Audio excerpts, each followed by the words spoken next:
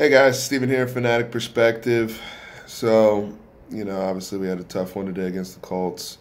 Shout out 23-0. Shout out to the Indianapolis Colts. Andrew Luck, their coaching staff, staying alive in the playoff race. I believe they go to 8-6, which is the same record we are after our 5-game win streak. So, I would say tough loss today, but we obviously didn't bring the juice. We obviously didn't have, after the last really emotional 5 games. Um, we look like a tired football team. We look like an unfocused football team. And we didn't look very physical on either side of the ball today, starting with the special teams. I mean, you look at how we allowed our field goal to be blocked, even punt return when we had that opportunity. And then everything just kind of goes downhill from there. The only aspect of the game where we showed any real type of physicality was running the football with Zeke. We're able to roll out of bed and do that stuff. But overall, really poor effort today. But they've earned the benefit of the doubt with this 5-game win streak and the margin they've built up. And honestly, as a fan, I'd rather have that letdown come now than we go into the playoffs and something like this occurs. So, opportunity for Jason Garrett and this coaching staff to refocus. And look, the coaching staff, they got their butts handed to them today as well. Matt Eberflus, who was with us for, 6-7 years, obviously on the key downs, third downs, fourth downs, he was all over our stuff, all over our intermediate stuff. They did a really good job of biting down on the flats when we wanted to blaze Zeke out there. Then as Dak goes to a secondary read to Cole Beasley, their linebackers did a really good job of getting their hands on footballs over the middle of the field. And then obviously we weren't able to connect on anything deep. We did have an early opportunity where Dak misses yet another throw and throws it out of bounds. But again, back to the coaching aspect of this, didn't love the way this game is called today from a rhythm perspective. Where's the quarterback run game? Where's the zone reads, the quarterback powers in some of our short yardage, even the quarterback draws out of the empty sets we've run. In the past, we've shown, hey, even if we go empty and we show a look a certain way, we'll run quarterback power up the middle and get some yards and just really I feel like Dak's not being fully utilized in terms of his skill set. Right now in his career, he's a dual threat quarterback, and for us to go through a game and him not to have not one single run attempt, but he's getting sacked like nobody's business. I think he's at 50 sacks now, if I'm not mistaken. That's alarming, and that's where I'm concerned with Dak. I know he's still developing as a passer. He's going to have throws that he misses. He's going to have throws where some of them were on the money today, and we weren't able to make plays. Whether it was Jermaine Olawale or Noah Brown seemingly getting pushed out of bounds on what should have been a pass interference, but that's neither here nor there. But the point being is his pocket awareness has been poor. He doesn't seem to make an adjustment with the clock in his head when we have backup linemen in the game. Redmond comes in, obviously Connor Williams in there today, not, speeding yourself up a little bit and then throwing the football away or getting the ball out or even tucking and running and being more decisive. There was an opportunity there. I think he had airmailed a ball rolling left. That was going to be a difficult throw to Amari, where I would like to see him pull the ball down, scramble and get 5 or 6 yards right there. He's a big guy. He's, shown a remarkable, trait to be an effective red zone runner, and you're seeing this with guys like a Mitchell Trubisky and even a Cam Newton. I don't know why Dak Prescott, why we have weeks where we just don't even try to use him in that manner. Now, if it's an injury thing, that's one thing, but if we're just asking him to be a straight drop back traditional quarterback, there's going to be games where that's just not going to work, and today was one of those days. Defensively, very poor effort in the run game, guys. The amount of missed tackles today, even on the catch and runs.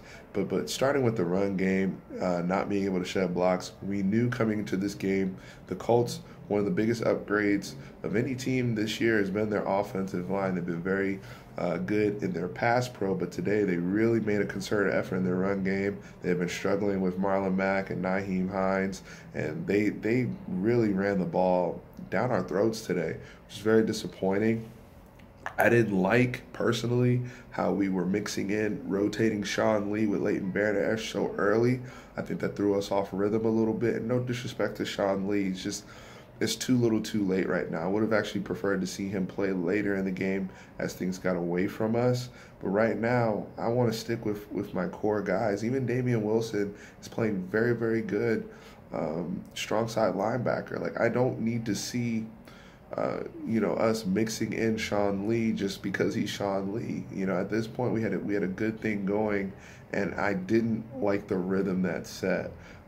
We had a lot of trouble getting off blocks in pass, from our pass rushing standpoint. But honestly, the Colts, they completed what Andrew Luck threw for a $190, no touchdowns. Everything was really Marlon Mack and just them gashing us. So that was interesting and concerning, but I think that's also a lack of focus. And I think that was, defensively, we've been playing some really, really good ball the last few weeks. So this effort, again, I'm going to give them a little bit of a pass today.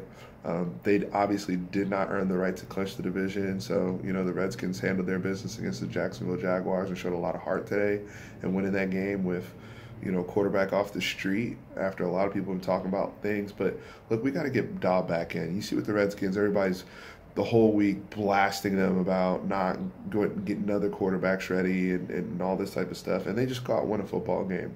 And all this week, the conversation is about how well Dak Prescott, on our end, how well he's throwing the football, and if he's in the conversation with all these young quarterbacks. Look, we have to focus on winning games and winning games to his strengths. And if that's him running, 10 to 15 times a game, maybe not even that much, but 8 to 10 times a game, and not throwing as much and playing turnover-free football, and being a game manager. I said it, being a game manager, and we're winning games. Ultimately, he will be in that conversation. Guys like Russell Wilson, even a young Tom Brady, were once game managers who struggled to throw for over 200 yards a game.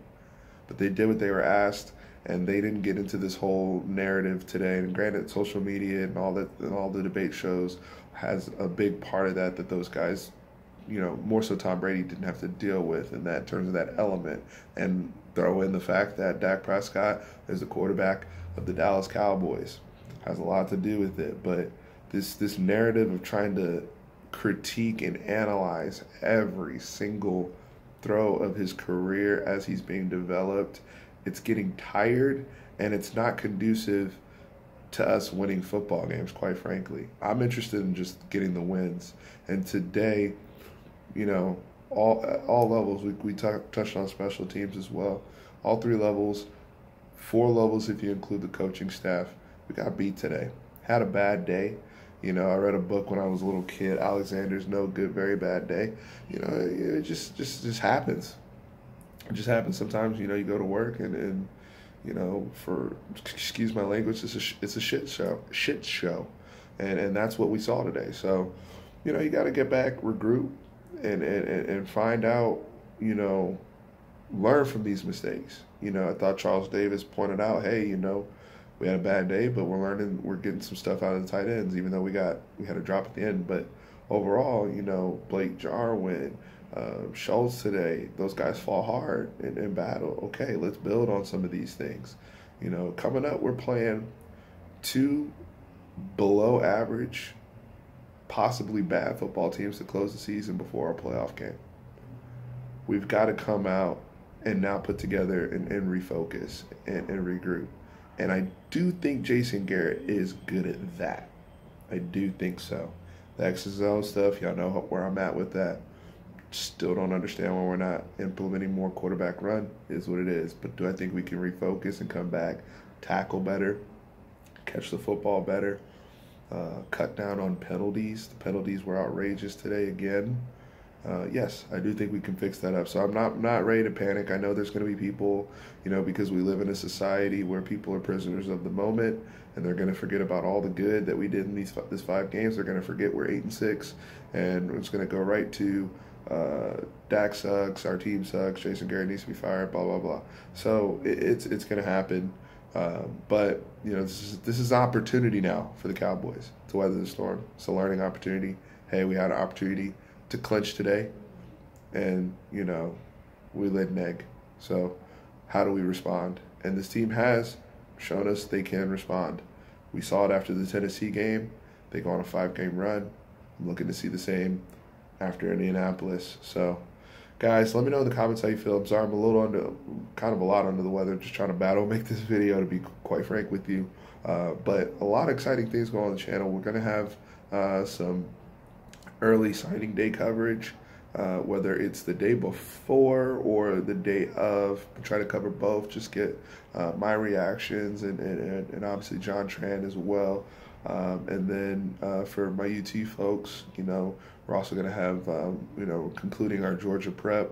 So we'll have our previews and all that type of stuff coming out. And I will, assuming I'm feeling better and whatnot, we'll get to the Tampa Bay prep as well for next week, as we hopefully clinch the division and right this, whatever this nonsense was that we saw today. But enjoy your Sundays, guys. Don't freak out. I know a lot of people are. First time I've been shut out in over, 15 years.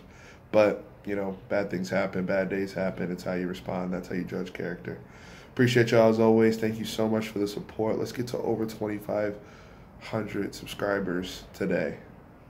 Give me a shout out, guys. Give me a comment, like, share. Appreciate it, you guys, as always. Thank you.